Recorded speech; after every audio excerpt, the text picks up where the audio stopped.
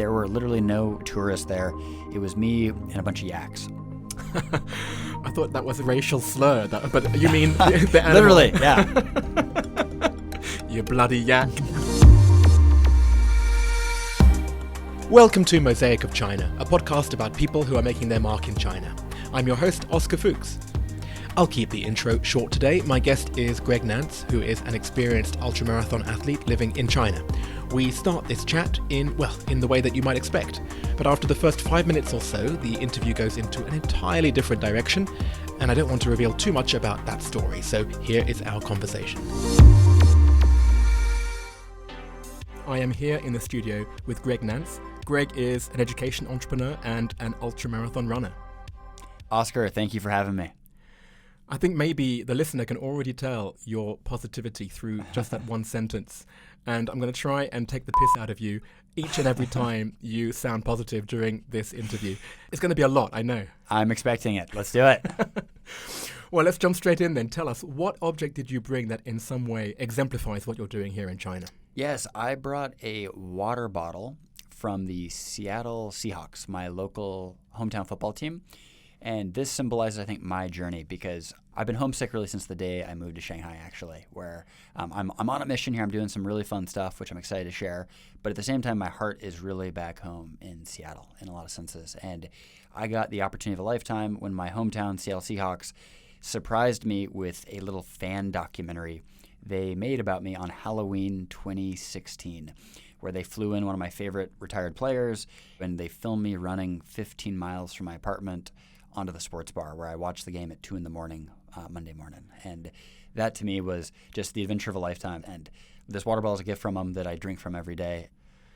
We already know you're an ultramarathon athlete, so you carry it with you on your runs or you have it afterwards? I have it afterwards. It's at my desk. Okay.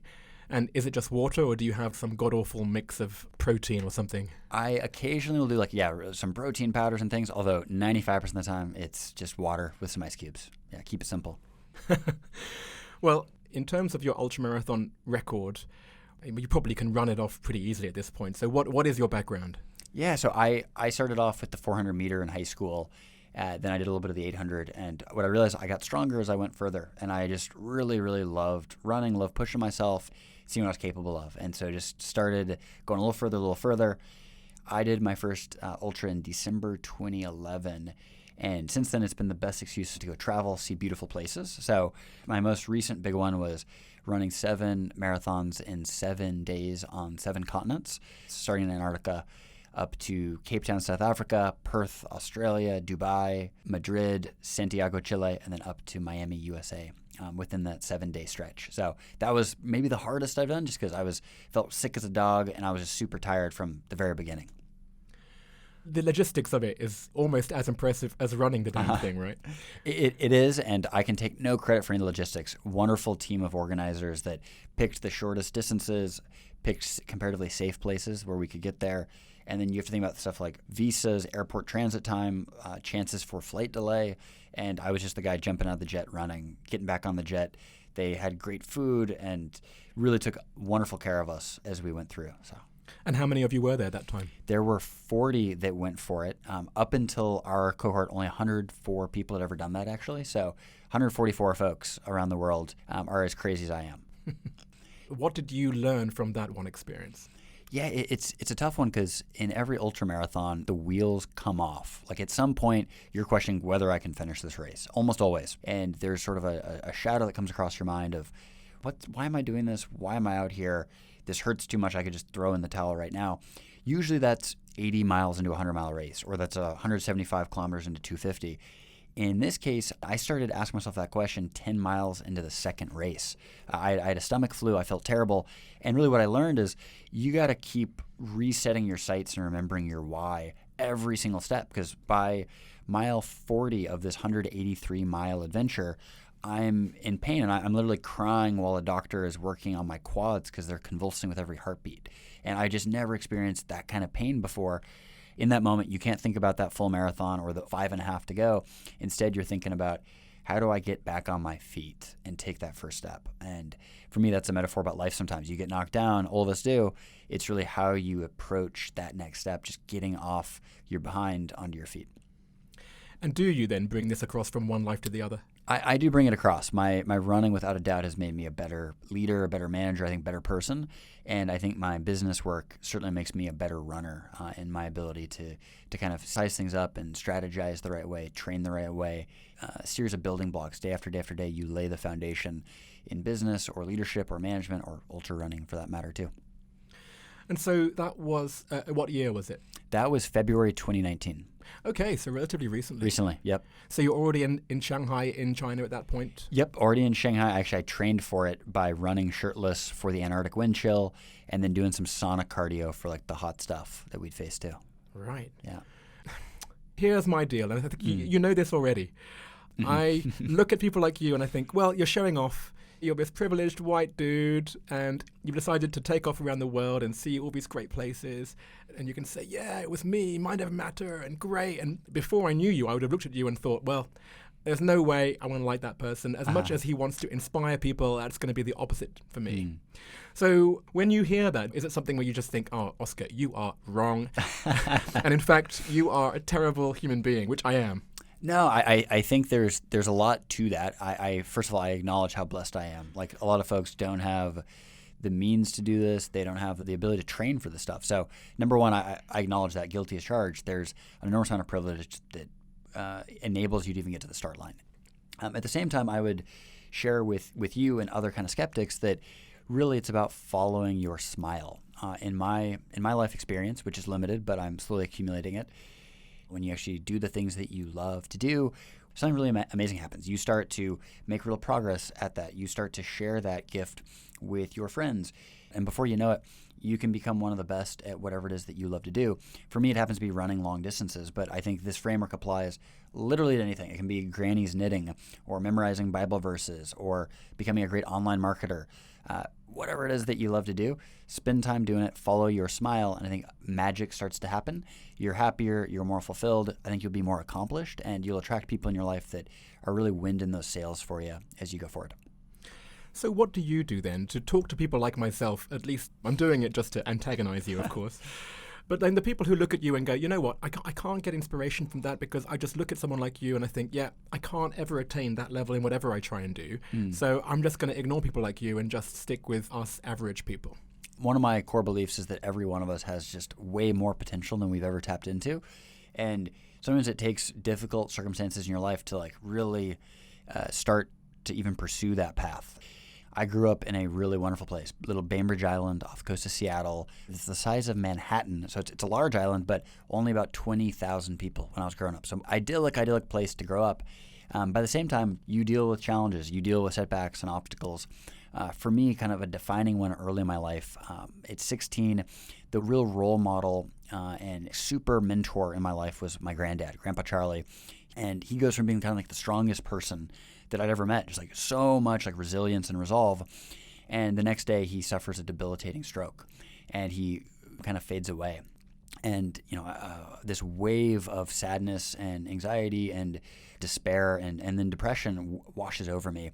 And, at that age, I didn't have the kind of maturity or the emotional capacity to really like work through that.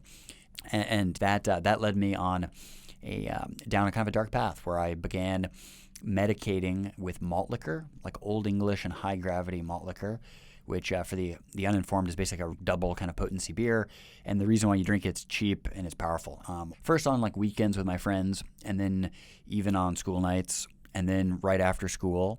And before I knew it, I was in the parking lot drinking malt liquor before classes or at a lunch break, before tennis practice, before running. And I became reliant on that in order to feel confident and happy. I relied on that to just kind of feel normal. And it usually doesn't just stop with, malt liquor, and it didn't for me. I started drinking vodka with that malt liquor, and then that wasn't enough either. So I started smoking blunts and joints. And when that wasn't strong enough with the vodka mix, began doing some like opiates as well, Percocet and Vicodin. That was a 7-year struggle, actually, age 16 to 23. Most of the days between 16 and 23, I was drunk or high or both in order to kind of self-medicate. And a lot of that pain began with my grandpa Charlie's passing, and then it was just dealing with the stresses of university life, or the challenges or anxiety of working on a startup, or the difficulties of leadership. Every one of those situations just felt better if I was a little buzzed or a lot buzzed. Well, what you say is just the textbook way that people fall into this addiction where it just becomes the routine.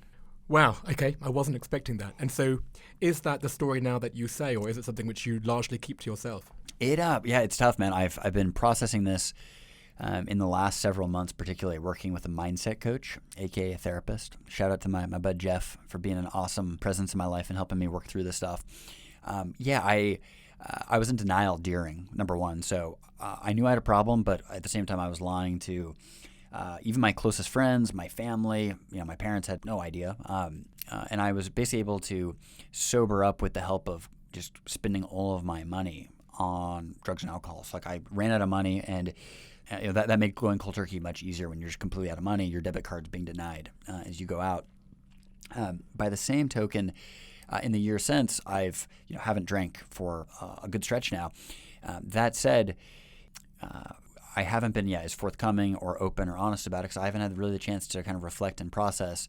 Because I think in a lot of ways I've thought of myself as, but you're some successful guy. You're not some alcoholic or some addict. And there seems to be this connotation and stigma. And what I've learned now recently, in part from these conversations with my therapist, is that addiction, it affects so many. It's 20 million Americans directly are addicted to alcohol or substance abuse. And if you think about all the sons, daughters, moms, dads, partners, bosses, cousins, uncles, it's significant. Everybody is a degree removed from someone suffering from addiction. And what I've kind of come to terms with in my own journey is, look, I can be successful, or I can be on my path toward success as I define it, and be someone working through an addiction to alcohol and substances. And both those things can be true.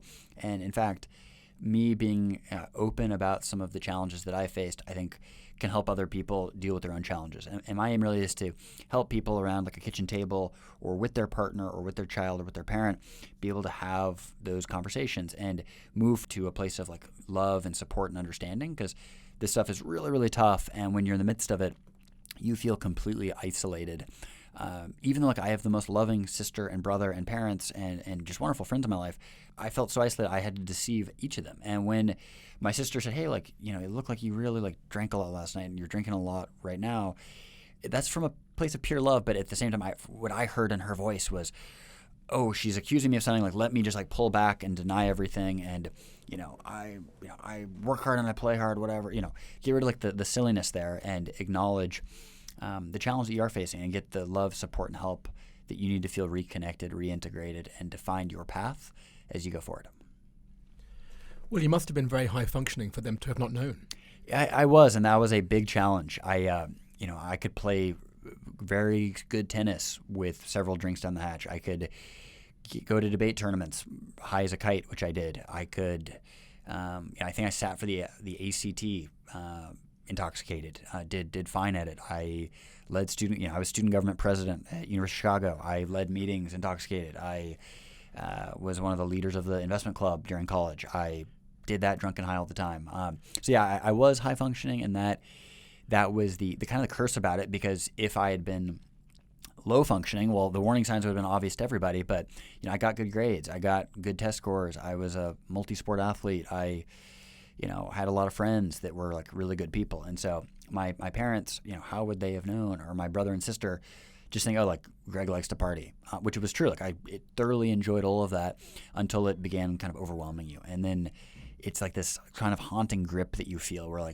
there's something gripping you there, and yet you feel kind of powerless too. I tried quitting 100 times, and I just couldn't do it, because every single time I made the vow, usually on a Saturday morning when my head was pounding and I was thinking about something really, really dumb I did, or I feel like my jaws hurt because I got in a fight last night, or I woke up with a $900 ER bill in my pocket, had no recollection of any of that, and it's just I am so obviously over the line here and over the edge, and yet I would commit to that with full sincerity, 8 a.m., 9 a.m. Saturday morning. And then at 6 p.m., I'm taking my first Vicodin, or I'm, doing my first shots. And saying that out loud now, like, it makes no sense. Like, how did that happen? Like, how did you let yourself get into that? And yet it's a real thing, and I lived it. Well, the worst thing about all this is now I can't be mean to you about your optimism. Oh, dear. Well, thanks so much for sharing that. Hey. I guess the idiot question to ask next would be, so is this why then you are now addicted to running? You use this as your therapy in some way, or is that just too simple? No, there's truth in it. I'll let you under kind of the curtain here to say that the day my debit card got refused in Cambridge, England, it was a day of just immense shame for me. Bill Gates gave me a scholarship to go to Cambridge for grad school. One of the proudest, seeing the look on like my parents' face was like just such a wonderful feeling. Getting like my friends giving me kudos, just so special. Like, I've achieved all these like wonderful goals. Age 23, I go off to business school there, and within 2 months, I've partied through the very generous stipend I was given for graduate school.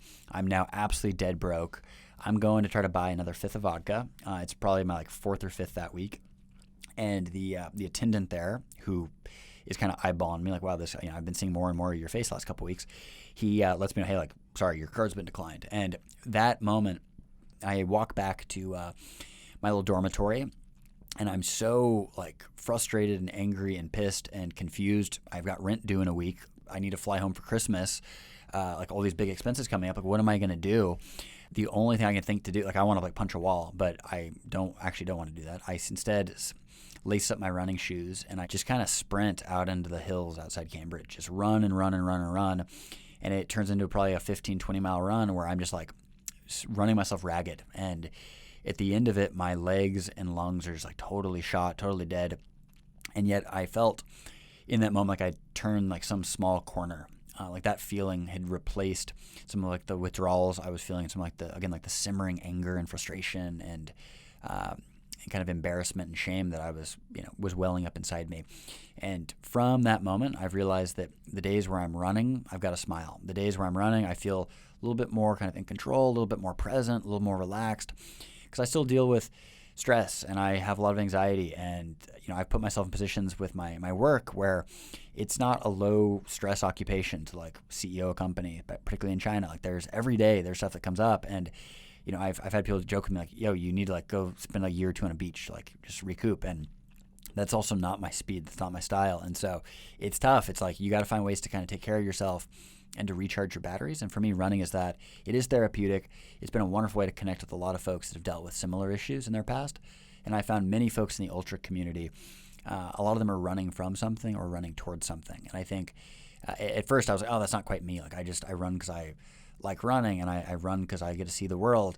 And those things are, partially true, but I think the fuller story is I'm also running to remake myself as a stronger, more resilient person, and I'm running as a way to channel a lot of those kind of negative emotions and feelings into something that is a little more positive. And my favorite part about all this is actually sharing.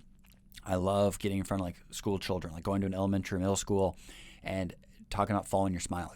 Running's worked for me, and I share what's worked about that, and I've started learning about other folks' journeys too, ranging from like doing the crossword each morning, or meditating, or stretching, or swimming, and a lot of that is like putting your brain or your body to use in new ways, so that you can still channel a lot of, again, those feelings and emotions that are challenging to work through. And so that's the connection you have with your business now, right? Because you do work in education, so that's what gets you in front of kids. Like, what is your business? Yeah, we're called dyad.com. And for those that have studied a little bit of ancient Greek or Latin, that dyad means consisting of two parts, which for us is the present self, where you are today, and then your potential self, what you can become. And we are a mentorship platform that helps people reach their dyad, to merge their present self with their potential self. We connect Chinese students primarily, although actually we operate globally. It's an online platform, with experts from their target universities to help them earn scholarships. And the thing I'm proudest of, after serving 2,100 clients over the last 7 years, is that we've helped folks earn over $27 million in scholarships. Yeah, you're making it even harder for me to hate you now, you see. Okay, let me ask you. So you said that there were stresses in this business. I'm sure there are. Yep. And there would have been times that would have made you, in other times of your life, go straight to the drink, Yep. go straight to medication. Yep. So talk me through one of the hardest times that you had in the business, and then tell me how you got out of it. Yeah, absolutely. So I think the single hardest was I started the company with a close friend. We had gone to business school together, and brilliant individual who just like so creative, so hardworking, really put heart and soul into the business. And we had really well overlapping strengths. So like where I may be a strong like marketer, he's a really strong like, operator, for instance. And where I like the technology side, he's really like the sales side, for instance. And so we had like the ingredients actually of really good partnership to do some really cool things. Unfortunately, business is really stressful. I would deal with that stress by like going for a run and like thinking through things, working through stuff. Whereas I think he felt increasingly kind of isolated and just overwhelmed by a lot of the stressors and didn't have an outlet for that and just would work and work and work. And that led to a variety of kind of differences of opinion and differences of opinion, which I think actually are very healthy in a business. Well, that led to increasing gaps and then sort of chasms, and it led to just really kind of series of difficult conversations that manifested in a psychotic episode where this individual was unable to restrain himself from assaulting one of our colleagues. I ended up getting in the middle of it, catch some teeth to the shin. I'm literally bit in our office. He's ordered to get 24 hours of anger management counseling. I'm ordered to get a tetanus shot. The fallout from that with this brilliant friend of yours who's just suffering from really some dark stuff. And again, you'd like to help, you'd like to be there, and at the same time, you're so angry and frustrated about what this is doing to this business that you've been working your tail off for years. It was really tough, and you're losing this friendship, and you feel like you're going to lose this business altogether. And that wasn't even the end of it. He ends up coming back with a police officer trying to get the deed snatched. I want the chop back, and you stole this company from me, and just over a year of kind of just drip drama. Just as soon as you think you've put that out, he's back, and this time he's hacking the website. Our homepage got hacked by this gentleman, and the homepage, instead of reading diet.com, it's "Stop fooling people around, you, Greg, or you will be punished." Size 100 red font on our homepage, and I'm wake up the next morning, 5 a.m, going out for my run, and my WeChat's blowing up with clients saying, "Oh my gosh, what's happened?" And it's like, what? Like, I can't believe what I'm seeing. And our product manager's giving me a call, just like freaking out. We're trying to figure out how this breach even happened.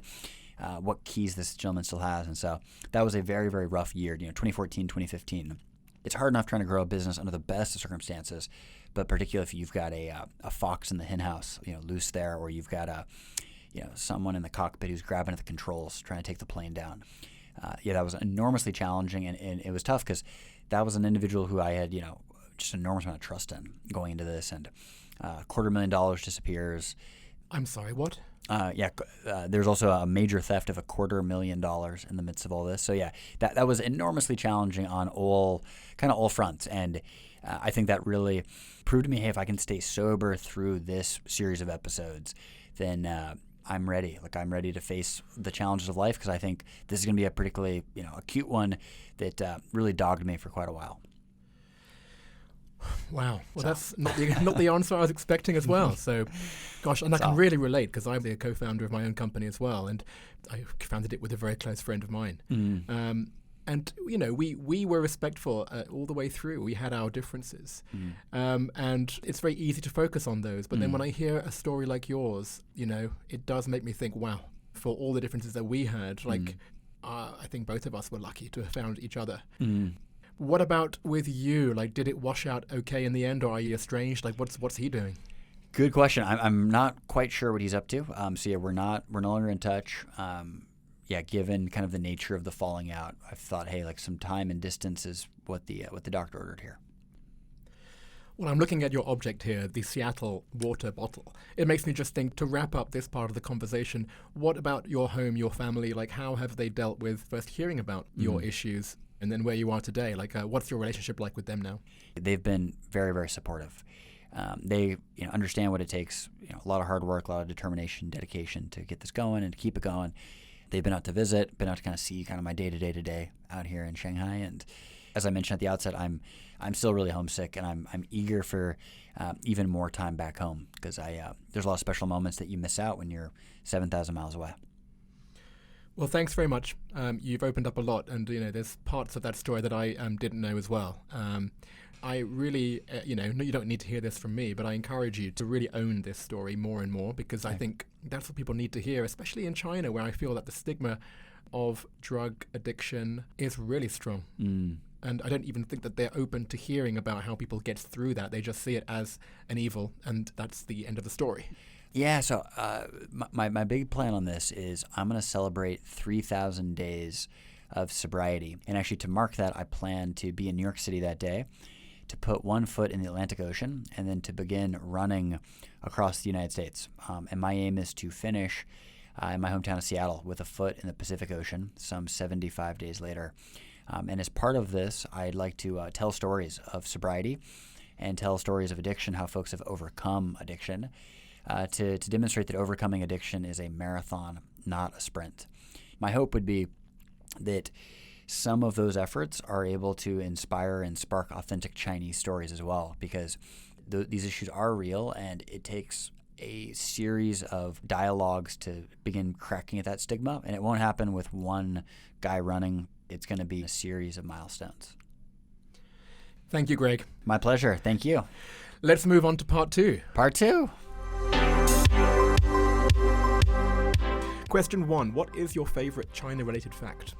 My favorite China-related fact is that the Huangpu River, the river that flows through Shanghai here, was actually excavated and dredged to be created around 2,500 years ago during the Warring States period. It starts around Songjiang, which is like far southwest Shanghai. It's a district. And it winds its way merrily over the Bund, Lujiao's onto the Yangtze River, which drains into the East China Sea. Okay. Number 2, do you have a favorite word or phrase in Chinese? Yi shan bu rong er hu, which is one mountain cannot have two tigers. And for me, that's a great parable about leadership. Ultimately, you need accountability, and you need people responsible, just like that one tiger on that one mountain. Okay. Is that something about having 2 co-founders? It might be. Oh, dear. Number 3, what is your favorite destination within China? I've got 2. So I loved the Gobi Desert in Xinjiang with the Tian Shan Mountains. Just absolutely amazing. Totally recommend that. My second is Haba Shui Shan, Haba Snow Mountain. Totally beautiful. It's a little over 5,000 meters tall, and you actually have a beautiful view into Tiger Leaping Gorge. And when I went, there were literally no tourists there. It was me and a bunch of yaks. I thought that was a racial slur, but you mean the animal? Literally, yeah. You bloody yak. Oh, it's a yak. That's right. Number 4, if you left China, what would be the thing that you missed the most and the thing that you missed the least?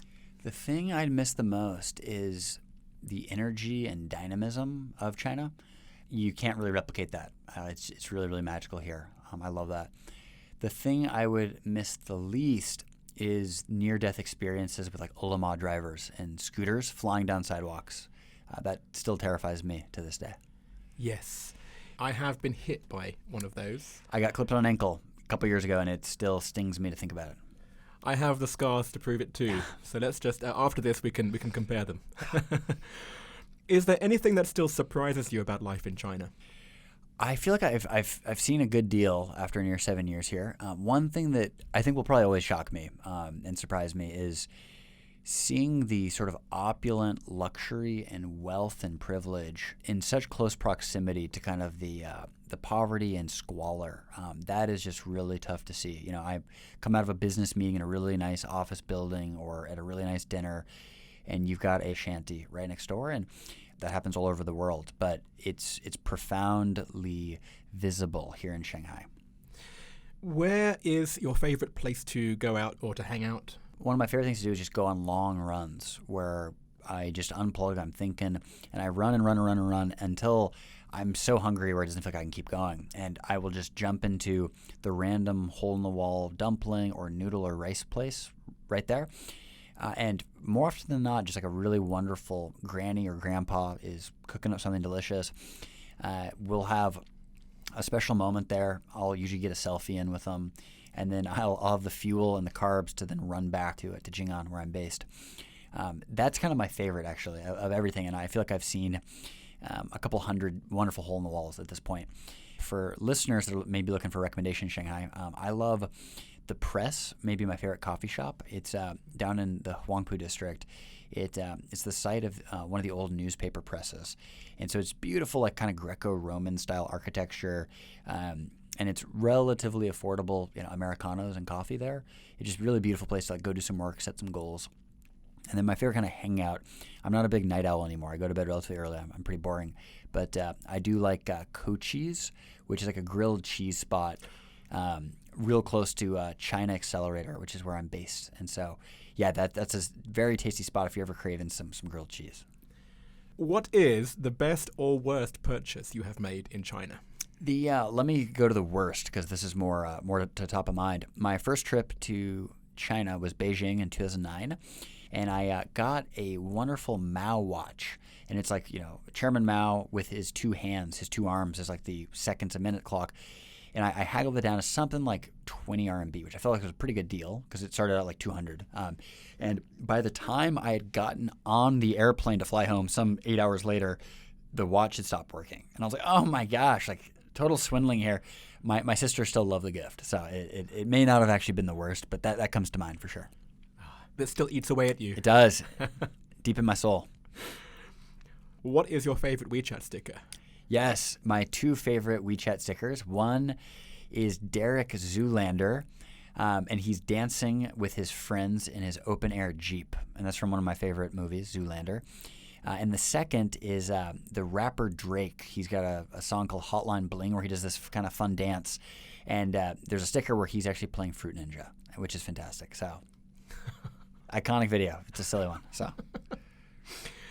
Thank you. That's going on social media afterwards. What is your go-to song to sing at KTV? Led Zeppelin's When the Levee Breaks. It's a beautiful song, and it's fun to introduce because none of my Chinese friends have heard that before. And so when available, it's not always, but that's what I like. What's always available, what I've been talked into a number of times, and I've sort of had to claim it as a result, is a lady named Natalie Imbruglia sung Torn, which is like a 1998 super pop hit or something, and colleagues make me sing that one when we go out because I do give a pretty good rendition. Thank you, Natalie. Oh, wow. Well, of course I know that because I'm a Brit and we were fed a diet of Australian soaps, and she's an Australian soap star. Oh, there we go. Okay. Which most Americans don't realize when Did not. No. Wow. Yes. Do you know what impresses me the most out of the whole conversation now? Is that actually you can go to karaoke and you're completely sober. That's right. I've got a 7-year streak on. So. And finally, what other China-related media or sources of information in general do you rely on? Yeah, so my favorite is a group called China Hive, and they do really good kind of technology and innovation. So if you're at all interested in like what's the startup scene like, or where's China tech going, or Western tech in China, these guys at China Hive do a really, really good job covering it. Very nice. Thank you so much. Well, altogether, that's been a very eye-opening conversation with you, Greg. I really appreciate that. And I think people who listen to this are also going to be surprised too, especially ones who we know together from IPWS. Absolutely. International Professional Women's Society, wonderful conference, wonderful programming, and some good B-list speakers like myself and A-listers like Oscar. So. You said the right thing. I will definitely not edit that out from the final version. And finally, what I ask everyone before they leave is, out of everyone you know in China, for the next series of Mosaic of China, who would you recommend that I interview next? I recommend my friend, who I think is one of the most interesting people in all of China, a fellow named Alex Shower. And Alex is the founder and CEO of a company called Cedar, which is helping factories and manufacturers in China use like green energy and solar power for their fueling needs. He's wonderful, very insightful, and I think would be just a great resource for Mosaic of China listeners. Done. Well, I look forward to meeting Alex, and thank you again, Greg. 100%, Oscar, my pleasure. So I hope you can understand why this episode is a little longer than usual. The 25-minute format of Mosaic of China can cope with one twist in a story, but everything starts to derail when there are two. So I'll hurry up with this and just say please check out the accompanying images to this episode with Greg. You can find them at Mosaic of China on Instagram and Facebook, or join the conversation on WeChat by adding me on my ID, Oscar10877, and I'll add you to the group myself. There's his object, his favourite stickers, some race photos, even a couple of shots of Greg from his partying days, and a whole bunch more.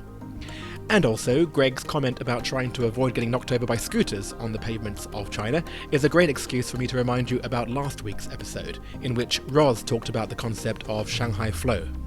If only Greg and I had listened to Roz, neither of us would be comparing scars today. Mosaic of China is me, Oscar Fuchs, artwork by Denny Newell, and extra support from Milo de Prieto and Alston Gong.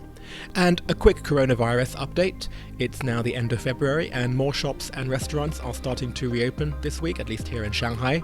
I ventured out this weekend and in a lot of places people are being seated with at least one table separating each party. And where there are lines, I saw patrons being asked to space themselves out. So a few interesting measures there that at least I saw, allowing for these small signs of life returning back to normal. I hope to have more progress to report when we're back next week.